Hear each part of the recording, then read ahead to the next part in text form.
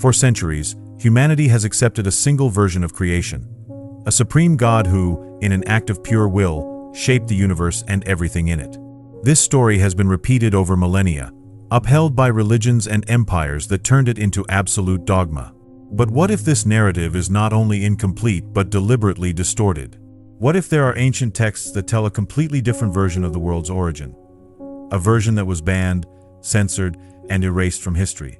In 1945, a group of Egyptian peasants made an unexpected discovery in the desert. Clay jars concealed manuscripts that challenged the traditional view of God and creation.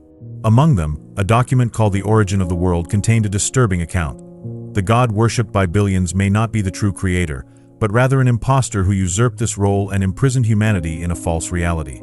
If this is true, then what are we really? Where did we come from? And, more importantly, is there a way to escape this illusion? The history of humanity has always been told by those in power. Empires have fallen, civilizations have disappeared, but one thing has always remained: control over knowledge. Since ancient times, books have been burned, libraries destroyed, and forbidden texts have vanished without a trace. What makes certain records so dangerous that they must be eradicated? This is exactly what happened to the Nag Hammadi manuscripts, accidentally discovered in Egypt in 1945. The discovery happened unexpectedly. A group of peasants was searching for fertilizer near the caves of Jabal al-Tarif when they found sealed clay jars. Inside them were leather-bound codices containing texts written in Coptic, an ancient Egyptian language. What seemed like an ordinary archaeological find soon revealed itself to be a threat to established knowledge. These manuscripts contained Gnostic texts, a school of thought that claimed the reality we know is a prison created by a false god. The Gnostics were not mere mystics. They represented a tradition that challenged emerging Christianity and its vision of a single benevolent God. To them, the supreme divinity was something far beyond human comprehension, and the God of the Old Testament, the one who created the material world, was nothing more than an impostor. But if this idea were true, why did major religious institutions go to such great lengths to erase it from history? Among the texts found in Nag Hammadi, one stood out: The Origin of the World. This document presented a radically different account of the universe's creation, describing a cosmic error that gave rise to the material world and the entity that proclaimed itself God. He was not a benevolent and omnipotent being, but a tyrant who, along with his servants, the archons, manipulated humanity to keep it ignorant of its true nature. Curiously, even the Bible contains traces of this narrative. In Genesis, there is an intriguing passage: "Let us make man in our image, after our likeness."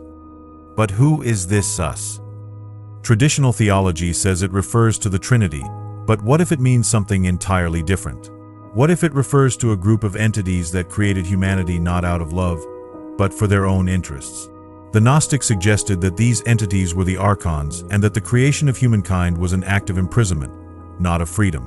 The persecution of the Gnostics began in the early centuries of Christianity. Their texts were deemed heretical and banned by ecclesiastical councils. The Council of Nicaea in 325 AD unified Christian doctrine and established what was to be accepted as divine truth. Any opposing teachings were suppressed, and Gnostic writings were systematically destroyed. The few that survived were hidden for centuries until their rediscovery in Nag Hammadi. But what motivated this relentless persecution? Was it fear of what these texts revealed? The fact that, if accepted, they would challenge the very foundation of organized religions? Churches are built on the idea that God is a supreme and infallible being. But what if this God is not who we think he is? What if he is, in fact, an impostor trying to conceal the true nature of reality? Beyond the Gnostics, other spiritual and philosophical traditions have mentioned the illusion of reality. Plato, for instance, described in his allegory of the cave that human beings live like prisoners, seeing only shadows on the wall, unaware that something much greater exists beyond the illusion surrounding them. In Hinduism, the concept of Maya refers to the material world as an illusion that traps the soul. Were these ancient sages trying to warn us about something we have forgotten over the centuries? What is most intriguing is that the idea that reality is not what it seems has been supported by modern discoveries. In quantum physics, experiments have shown that matter can behave unpredictably depending on the observer. This suggests that the very structure of reality may be malleable, as if it were a simulation. Could it be that the Gnostics knew this thousands of years ago?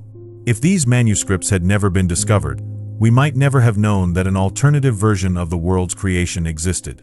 But now that this knowledge has come to light, the question is, are we ready to accept it? Or is it easier to ignore it and continue believing what we have been taught? What do the Gnostic texts really want to tell us about the creator of the world?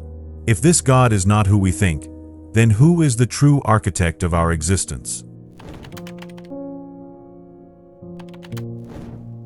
The story of creation has always been told from a single perspective: a supreme, omnipotent, and benevolent God who, in an act of absolute will, brought the universe into existence.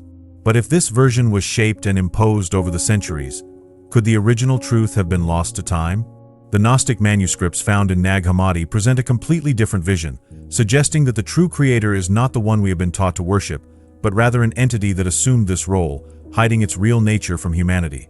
According to the Gnostics, before the creation of the material world, there existed a higher dimension known as the pleroma. This was not heaven in the traditional sense, but a state of pure consciousness and energy, where the true, unknowable, and infinite divinity resided. This supreme creator had no form, name, or desires. It simply was. Within the pleroma, there were also divine emanations called eons, beings of light that represented aspects of absolute knowledge. Among these emanations, one stood out, Sophia. Her name, meaning wisdom, reflects her elevated position within the cosmic order. But driven by an impulse that no one fully understands, Sophia attempted to create something on her own, without the permission of the divine totality. This act resulted in the birth of an incomplete and malformed being, who came to be known as Yaldabaoth. Unlike the other eons, Yaldabaoth was born without knowledge of the true reality. He emerged from Sophia's creation as an imperfect entity, cut off from the pleroma and devoid of the light of the original divinity. Enraged and confused, he began to experience existence in the only way he knew, by creating. But without the wisdom and balance of the true creator, his creation was distorted. Thus, the material universe came into being, not as an act of love or harmony, but as a reflection of his own ignorance. But how did an imperfect being manage to shape reality as we know it? According to the Gnostics, Yaldabaoth possessed a power that had been unintentionally passed to him by Sophia, a fragment of true divine essence. He used this power to create what we now know as the physical world and, lacking understanding of his own origins, declared himself the only God. At that moment, something crucial happened. To sustain his illusion, Yaldabaoth created a system of control. He generated the archons, entities that act as his agents within physical reality. But their influence is not obvious.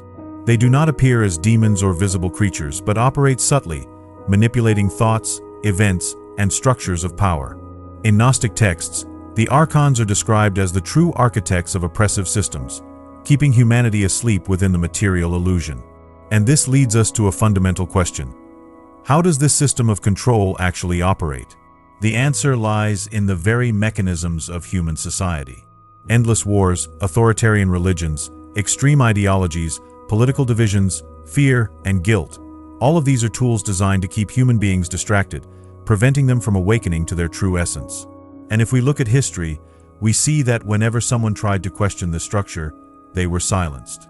The Gnostics were not the only ones to perceive this deception. Other ancient traditions also spoke of an illusory world that imprisons consciousness. Hinduism describes this concept as Maya, the illusion that traps souls in the cycle of rebirths. Buddhism teaches about samsara, the endless repetition of existence, where liberation is only possible by transcending the illusion of materiality. Even the Greek philosopher Plato, in his allegory of the cave, described humanity as prisoners of a false reality, incapable of seeing beyond the shadows projected before their eyes. But there is something even more unsettling, evidence that this prison of the mind may have been recognized by secret societies throughout history. The Cathars, a Christian group in the 13th century, believed that the physical world was the work of an evil god and that the true creator was not present here. They were brutally persecuted by the Catholic Church and nearly exterminated. The Bogomils, a medieval sect from the Balkans, held a similar belief and were also eradicated. Could there be a pattern in the suppression of this knowledge? If this theory is true, then all the systems around us have been designed to prevent us from realizing this reality. But how can we prove it? Modern science might offer some clues. In quantum physics, the double-slit experiment has demonstrated that matter behaves differently when being observed, suggesting that consciousness influences the structure of reality. Some scientists argue that this could indicate that the universe functions like a simulation, an idea that curiously echoes Gnostic beliefs that the physical world is merely a distorted reflection of true reality. If Yaldabaoth and the archons control this illusion, how can we escape it? The Gnostics believe that every human being carries within them a spark of the original light, a fragment of the true divinity. But this spark is buried under layers of conditioning and distraction. The only way to liberation is through gnosis, inner knowledge that allows one to see beyond the imposed illusions. But is humanity ready for this truth? If this reality is a prison, then what is the key to escaping it?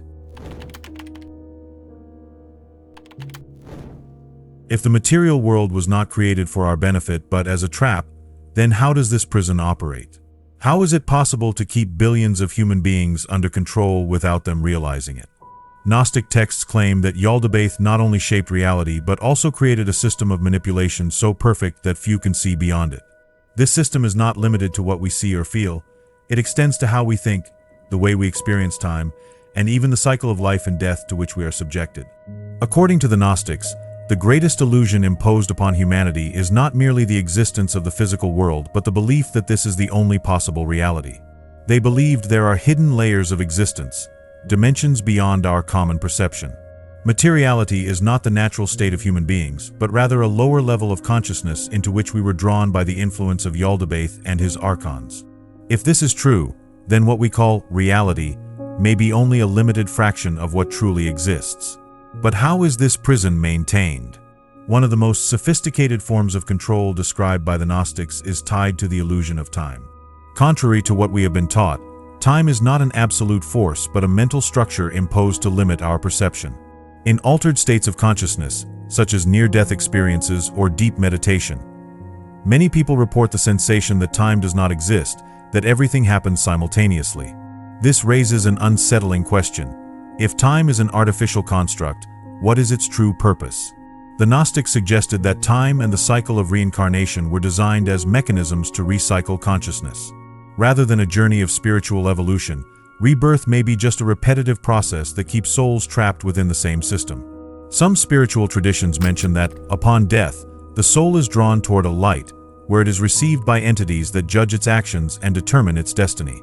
But what if this judgment is not a divine act, but rather a control process designed to force the soul to reincarnate without memory of its past lives? Curiously, this idea finds parallels in numerous accounts of near-death experiences. Some people claim to have felt a strong compulsion to return to their physical bodies, even when they wished to remain outside of them. Others describe encounters with religious figures or beings of light who convinced them to go back, always with the justification that it was not yet time. But why would a free soul need permission to leave? Could the light at the end of the tunnel be just another mechanism of the prison? Another form of control mentioned by the Gnostics lies in the very structure of belief systems.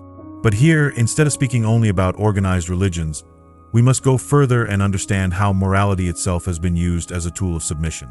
The idea of sin, for example, was implanted to make people feel guilt for their own nature, believing themselves to be impure by essence. If someone sees themselves as unworthy or sinful, they will always seek redemption, and consequently, be more vulnerable to manipulation by a spiritual authority. But the influence of the archons is not limited to religion. If we look at the history of ancient civilizations, we see that the idea of gods ruling humanity appears in nearly every culture.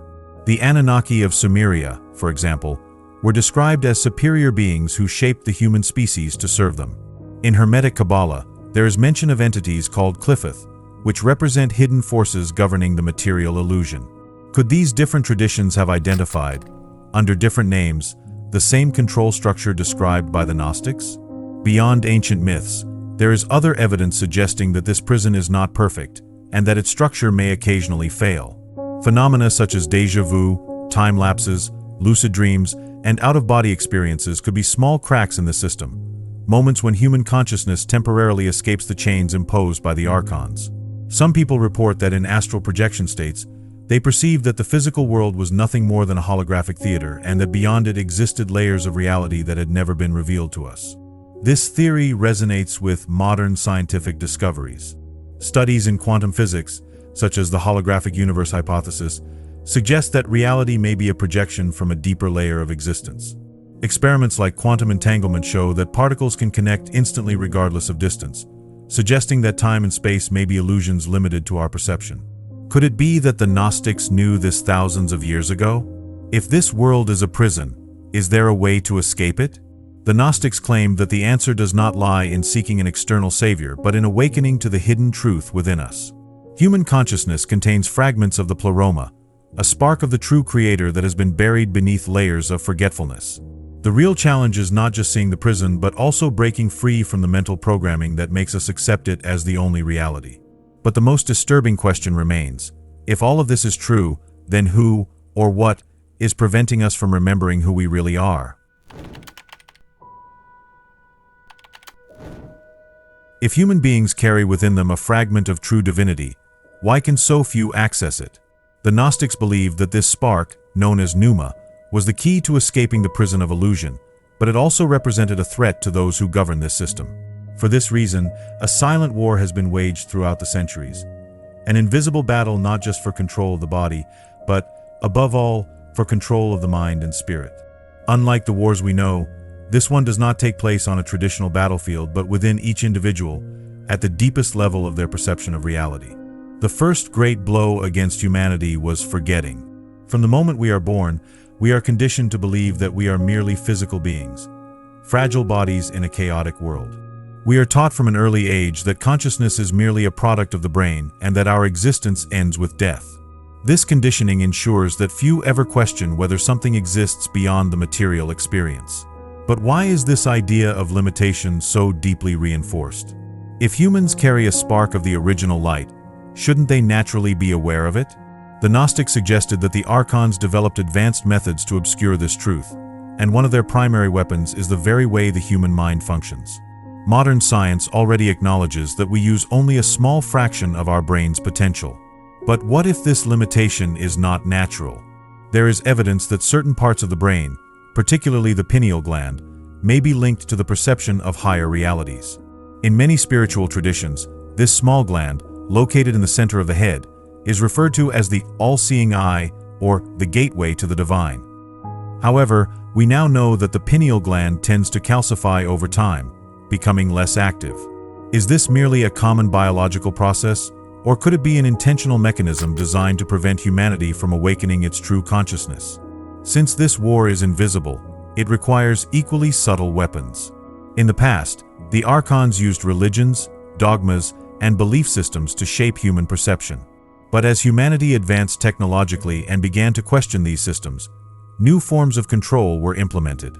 Today, constant distractions flood the human mind. An endless stream of irrelevant information, artificial stimuli, and addictive cycles that divert attention from any inner search. If in the past, imprisonment was imposed through blind faith, now it manifests through an excess of mental noise. What is more effective? Prohibiting someone from seeking knowledge, or keeping them so busy that they never have time for it? Even technological advancements, which should be tools for liberation, may be serving as a new method of imprisonment. Social media, intelligent algorithms, and the culture of instant gratification are reprogramming the human brain into a state of constant distraction. If before, religions imposed fear as a mechanism of control, now the modern world offers a labyrinth of stimulation to ensure that no one has time to look within. But was this merely a natural process of evolution, or was it a carefully designed system to prevent humanity from reclaiming its spiritual memory? Many mystics believe that reality is governed by frequencies and vibrations. If this is true, then keeping humanity trapped in low vibrational states, such as fear, anger, and guilt, would be an effective strategy to limit its potential. The Gnostics claimed that awakening was not just an intellectual process, but an energetic realignment, a frequency shift capable of breaking the barriers imposed by the archons. This would explain why altered states of consciousness, such as those experienced in lucid dreams, deep meditation, or astral projections, often reveal realities far beyond what the physical senses can perceive. Curiously, in many ancient cultures, dreams were considered a way to access hidden knowledge. Shamans from different parts of the world used altered states of consciousness to obtain insights beyond ordinary perception. The Essenes, a mystical Jewish sect that may have influenced early Gnostics, believed that dreams and visions were direct messages from a higher plane. But why was this type of knowledge gradually devalued? If humanity has the ability to access hidden truths through expanded consciousness, wouldn't it be convenient for the rulers of the system to ensure that such knowledge was discredited? Beyond this, there is a curious phenomenon reported by those who seek this awakening. The closer someone gets to the truth, the more obstacles seem to arise in their path, as if an invisible force were trying to prevent certain information from coming to light. This could explain why, throughout history, so many philosophers, scientists, and mystics who challenged conventional narratives were persecuted, exiled, or silenced. If this war for control of consciousness is real, then those who attempt to break free from it represent a threat to the established order. But if all of this is true, then what is the way out of this cycle of imprisonment? If the Gnostics were right, the only way to escape the influence of the archons is not through external beliefs or savior figures, but through self-knowledge and direct connection with the divine source within us. This means breaking free from imposed thought patterns, learning to discern between manipulated information and hidden truths, and, above all, remembering who we truly are. Yet, this raises an even deeper question. If humanity regains its spiritual memory, what will happen to those who benefit from collective ignorance? If this invisible battle has been waged for millennia, are we now closer to victory? Or do those who govern this reality have one final trick to keep humanity imprisoned? If humanity carries within it the key to escaping illusion, why has this knowledge never been freely taught? If the ancient Gnostics discovered that material reality is a prison, why was their philosophy almost entirely eradicated? The answer lies behind the scenes of history. There was a deliberate effort to hide, distort, and erase any knowledge that could lead humanity to awakening. This erasure did not happen in a single way. It came through the destruction of ancient texts, the manipulation of official history, the censorship of archaeological discoveries, and the systematic suppression of spiritual philosophies that offered alternative paths to mental and spiritual liberation. But how can we be certain that this truth was hidden? To understand this erasure, we must look back at ancient civilizations. The earliest records of humanity, the Sumerian tablets, tell a very different story from the commonly accepted version of creation. They mention the Anunnaki, celestial beings who created humans, not as a divine act of love, but for an unknown purpose. These texts, which could offer new perspectives on our origins, were dismissed as mere mythology. Similarly, the Egyptians possessed Hermetic texts that spoke of the immortality of the soul and the power of the mind over matter, but most of this knowledge was lost or kept in the hands of the few. Who decided that these records should not be studied and taken seriously? The Sumerians were not the only ones whose history was erased. Pre-Columbian civilizations, such as the Mayans and Aztecs, also had their records destroyed. During the colonization of the Americas, Spanish priests burned thousands of codices containing centuries of knowledge about astronomy, spirituality, and expanded consciousness. The few documents that survived indicate that these cultures had a profound understanding of the nature of the universe, something that challenges the worldview imposed by the conquerors. If these civilizations were as primitive as we have been taught, how did they develop such precise calendars and knowledge that modern science is only now beginning to understand? The suppression of knowledge did not happen only through the destruction of texts, but also through how history was written. The Middle Ages, a period lasting nearly 1,000 years, is often portrayed as a time of darkness and stagnation. But this obscurity was not accidental. What we call the Dark Ages coincided precisely with a period of strict control over information by the church and monarchies, where any alternative view of reality was labeled as heresy. Spiritual movements preaching the autonomy of the soul were brutally persecuted. The Essenes, a mystical Jewish sect that may have influenced Jesus himself, believed that the material world was ruled by dark forces and that only inner knowledge could free human beings. They disappeared almost without a trace. Another example of deliberate erasure occurred with the Mandeans, one of the few surviving Gnostic sects, who claim that the true creator is not of this world and that the God worshipped by traditional religions is actually an impostor. For centuries, the Mandeans were persecuted in the Middle East, their writings burned, and their culture nearly eradicated. Today, only small groups remain, preserving secrets that almost no one knows. The manipulation of history also extends to what is allowed to be discovered. Some archaeologists and researchers claim that evidence of advanced civilizations predating known history has been suppressed or discredited. One example is the Antikythera mechanism, an artifact found at the bottom of the sea, dating back more than 2,000 years, containing extremely complex gears, suggesting a level of technology that should not have existed at that time. Another example is the elongated skulls of Paracas, which possess anatomical features different from modern humans but have rarely been thoroughly studied. If such discoveries challenge the traditional narrative, why are they not widely investigated? Beyond destruction and direct censorship, there is an even more subtle way to hide the truth: flooding humanity with irrelevant distractions. Instead of burning books or imprisoning philosophers, censorship now occurs through an overload of superficial information.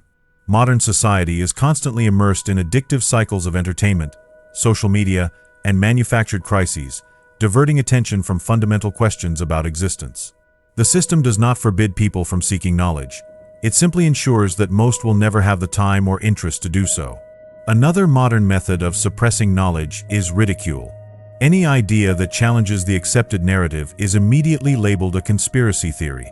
If someone suggests that history may have been manipulated or that forces are working to keep humanity ignorant, that person is instantly discredited, mocked, and isolated. But isn't this very reaction part of the control mechanism? If everything said here were just delusion, why is there so much effort to suppress these ideas? Even with all these efforts to erase the truth, fragments of it continue to surface. The discovery of the Nag Hammadi manuscripts was one such moment, where information that should have been forgotten re-emerged. These texts, hidden for over 1,000 years, challenge the traditional view of God, creation, and reality itself. Could there still be other hidden records waiting to be found? If this knowledge was erased from history, who benefits from it? And if one day it all comes to light, will those who control this illusion allow humanity to discover the truth? If everything we know has been designed to keep us trapped, then how can we escape? The Gnostics believed that the key to this liberation does not lie in following external rules or seeking salvation in divine figures, but in awakening one's own consciousness and remembering what we were before falling into this prison. But if this truth is within us, why can so few access it? From birth, we are programmed to accept reality as it is presented to us. We learn to trust what we see and hear without questioning the structure that surrounds us. Young children often report experiences that challenge adult logic: lucid dreams, visions, sensations of déjà vu, but over time, they are taught to ignore them. A child's mind is naturally open, but as it grows, it is conditioned to operate within the limits imposed by the system. Is this loss of perception simply a consequence of development, or is it part of a deeper control mechanism? Modern studies show that our perception of reality is extremely limited. Our eyes see only a fraction of the electromagnetic spectrum, our ears capture just a small range of sound frequencies, and our brain constantly filters information it considers irrelevant for survival. But what if this filter is not merely a biological function, but something imposed to prevent us from perceiving deeper layers of existence? Has our mind been tuned to operate within a restricted range of reality, much like a radio can be set to receive only one station? The Gnostics claim that breaking free from this programming requires a shift in how we interact with reality. They taught that human consciousness is like a dormant flame, covered by layers of forgetfulness, and that only through gnosis, inner and experiential knowledge, can this flame be reignited. But how can we access this state? In various spiritual traditions, there are accounts of masters and initiates who managed to transcend the limits of the ordinary mind and access expanded states of consciousness. What did they have in common? Many of them spoke about the importance of intention and vibrational frequency. In Hermeticism, there is the idea that everything is vibration, and that dense emotional states, such as fear and anger, keep the soul bound to matter, while elevated emotions, such as love and clarity, allow consciousness to expand. This would explain why the system seems to constantly fuel fear and conflict, to keep humanity in a vibration that prevents it from perceiving the prison it lives in. But there is something even more intriguing. Scientific experiments have already demonstrated that human thought can influence matter. Japanese physicist Masaru Emoto conducted studies showing that words and intentions affected the molecular structure of water. Other experiments suggest that consciousness can alter quantum patterns, influencing probabilities at the subatomic level. Could this indicate that the reality around us is not fixed, but rather malleable according to the level of consciousness of the observer? If this is true, then the archon's prison is not an unbreakable structure, but an illusion sustained by our own belief in it. Lucid dreaming and astral projection are often mentioned as ways to access other realities. Many people who have experienced altered states of consciousness report seeing the physical world from a completely different perspective, as if matter were less solid, more fluid, almost like a hologram. Ancient accounts speak of sages who used these states to gain knowledge that was not available in the physical world. What would happen if more people started exploring these states and discovered that reality is much more than it appears to be? Another little discussed point is the possibility that awakened beings are living among us. Ancient civilizations mention figures who appeared at crucial moments in history to guide humanity. Buddha, Jesus, Zoroaster, Lao Tzu. Were these masters truly born here, or did they come from outside the illusion, trying to remind us of our true origin? If the material world itself is a corrupted creation, could it be that some souls are able to enter and exit it consciously? But if this awakening is possible, then why are so few seeking this path? One possible answer lies in the concept of cognitive dissonance, a psychological phenomenon in which the brain automatically rejects any information that contradicts its established beliefs. If we have spent our entire lives believing that reality is solid and unquestionable, any idea that challenges this notion will be immediately dismissed as absurd. This would explain why many people react with skepticism or even anger when confronted with ideas suggesting that the world is not what it seems. Is this defense mechanism natural, or is it yet another level of programming imposed by the archons? If the only way to escape this prison is to awaken to the truth, then what happens to those who finally see the illusion? Some traditions speak of the art of dying consciously, where the soul, upon leaving the body, refuses the traps of reincarnation and chooses its own destiny. But for this to happen, one must remember who they are before death. This means that true awakening is not just philosophical but also practical, a form of training for final liberation. If every human being carries within them the key to escaping this illusion, what will happen when enough people realize it? Will the prison begin to collapse? Or have those who control this reality already foreseen this possibility and prepared new traps to keep humanity under control? If you're interested in exploring more about spirituality, I have selected a few videos filled with deep knowledge and fascinating discoveries that you will love. Just click on one of them. Don't forget to subscribe to the channel to continue this journey of self-discovery and spiritual learning. Your commitment to knowledge is the first step in transforming your reality.